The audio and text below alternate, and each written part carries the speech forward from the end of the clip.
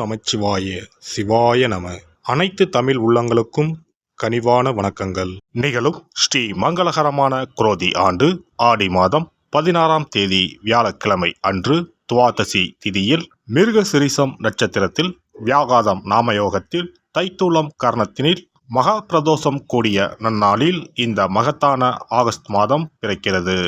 இம்மாத கிரகநிலை என பார்த்தால் ரிஷபராசியில் குரு பகவானும் செவ்வாய் பகவானும், கடகராசியில் சூரிய பகவானும் புதன் பகவானும், சிம்ம ராசியில் சுக்கிர பகவானும், கன்னிராசியில் கேது பகவானும் உள்ளனர். கும்பராசியில் சனி பகவான் வக்ர நிலையில் உள்ளார். மீனராசியில் ராகு பகவான் சஞ்சாரம் செய்கின்றார். இம்மாத கிரக பெயர்ச்சி என எடுத்துக்கொண்டால் ஆகஸ்ட் மாதம் 1ஆம் தேதியே சுக்கிர பகவானின் பெயர்ச்சி சிம்மத்தில் நடைபெறுகிறது. ஆகஸ்ட் 17ஆம் தேதி சூரிய பகவான் சிம்ம ராசிக்கு பெயர்ச்சியாகின்றார். ஆகஸ்ட் மாதம் 26ஆம் தேதி செவ்வாய் பகவான் மிதுன ராசிக்கு பெயர்ச்சியாகின்றார். ஆகஸ்ட் மாதம் 26ஆம் தேதி சுக்கிர பகவான் கன்னி ராசிக்கு பெயர்ச்சியாகின்றார். இம்மாதம் 31ஆம் தேதி புதன் பகவான் சிம்மத்திற்கு பெயர்ச்சியாகின்றார். இந்த கிரகங்களின் சஞ்சாரம் மற்றும் இடப்பெயர்ச்சியால் உங்கள் ராசிக்கு இம்மாதம் என்னென்ன பலன்கள் கிடைக்கப் போகின்றது என்பதனையும், அசுப பலன்கள் ஏற்படுமாயின் ராசிக்காரர்கள் செய்ய வேண்டிய பரிகாரம் என்ன, வழிபட வேண்டிய தெய்வம் யார் என்பதனையும் காண்போம். உங்கள் வாழ்வில் வளமும் நலமும் செல்வ செழிப்பும் பெற்று வாழ்வில் உயரிய நிலையை அடைய எல்லாம் வல்ல எம்பெருமானை வேண்டி விரும்பி கேட்டுக்கொள்கிறேன். கடகராசி அன்பர்களே, இம்மாதம் எதிலும் லாபம் கிடைக்கும். எடுத்த காரியங்கள் வெற்றிகரமாக நடக்கும். உடல் ஆரோக்கியம் உண்டாகும். வீண் கவலை நீங்கும். ஆன்மீக எண்ணங்கள் அதிகரிக்கும். சகோதரர்களால் நன்மை உண்டாகும். துணிச்சலாக எதிலும் ஈடுபடுவீர்கள். புதிய வீடுமனை வாகனம் வாங்கும் யோகம் உண்டு. நண்பர்கள் உறவினர்கள் மூலம் நன்மைகள் ஏற்படும். இதுவரை வீடு வாகனங்கள் வாங்குவதற்கு இருந்து வந்த தடைகள் அகலும். தொழில் வியாபாரம் விருத்தி அடையும்.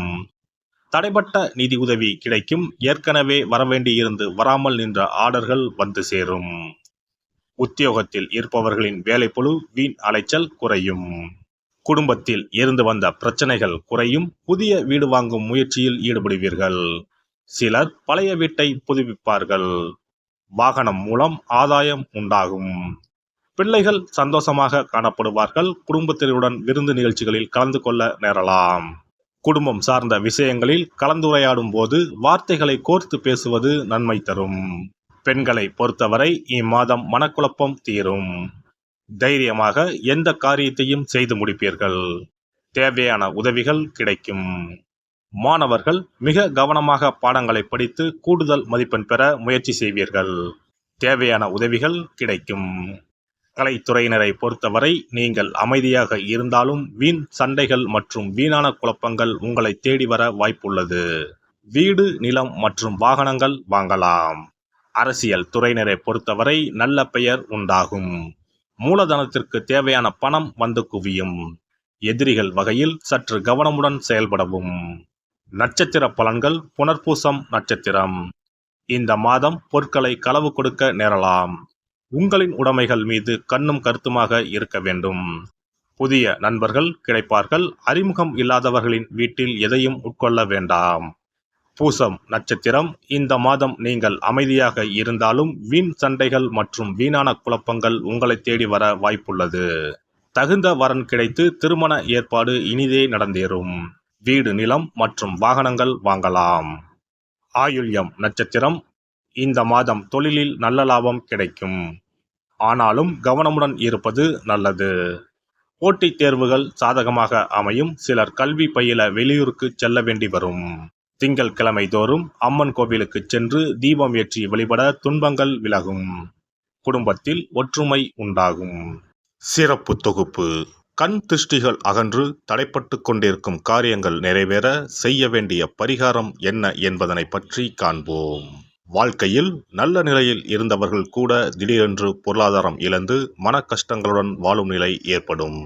இந்த நிலை எதனால் ஏற்பட்டது என்று ஆராய்ந்து பார்த்தால் பெரும்பாலும் அவர்களின் மீதான கண் திருஷ்டிதான் காரணமாக இருக்கும்.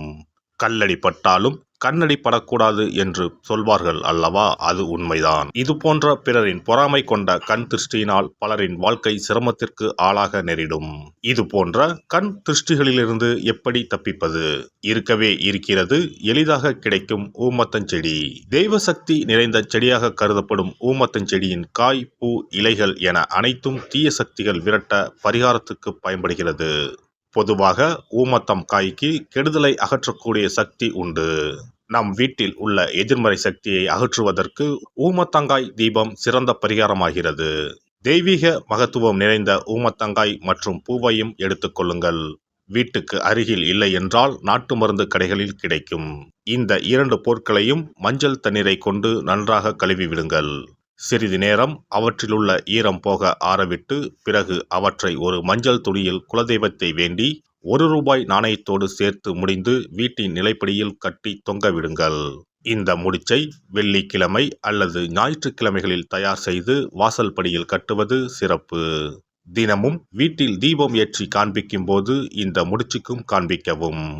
இதேபோல் ஊமத்தம் இலைகள் கிடைத்தால் அந்த இலைகளை சுத்தமான மஞ்சள் தண்ணீரில் கழுவிவிட்டு அவற்றை கொண்டு வீட்டில் இருக்கும் விநாயகருக்கு திங்கள் கிழமைகளில் தொடர்ந்து அர்ச்சனை செய்து வர வேண்டும்.